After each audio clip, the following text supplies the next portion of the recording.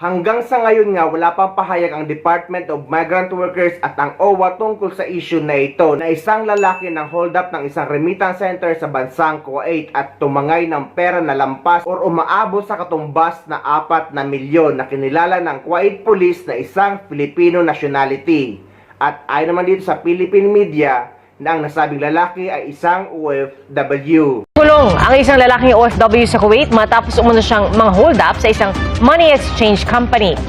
Ayon sa ulat ng General Department of Criminal Investigation ng Kuwait, nagulat ang mga empleyado nang pumasok ang lalaking nakatakip ang muka at tinangay ang pera na aabot sa 21,000 Kuwaiti dinar.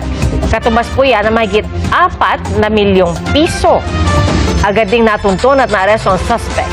Peke rin umano ang baril na ginamit ng OFW.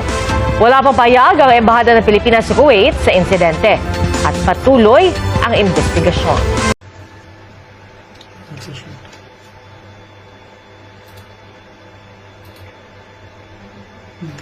Eurofrost में थोड़ा slow slow कर सारा मैं जूम कर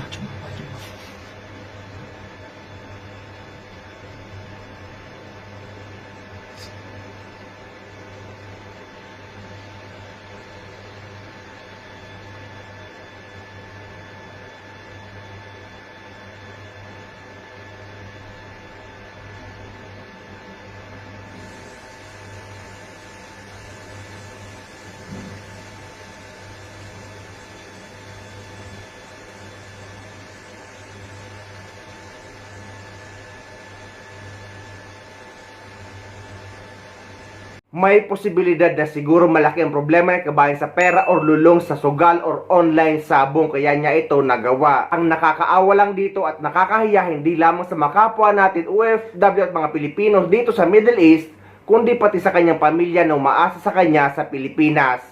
Sana kabayan na hindi mo na lang ito ginawa dahil alam mo naman sa Middle East, lalo sa bansang Kuwait, ay napakahigpit ng batas. Gumawa ka man ng ganyan, ay hindi ka makakatakas.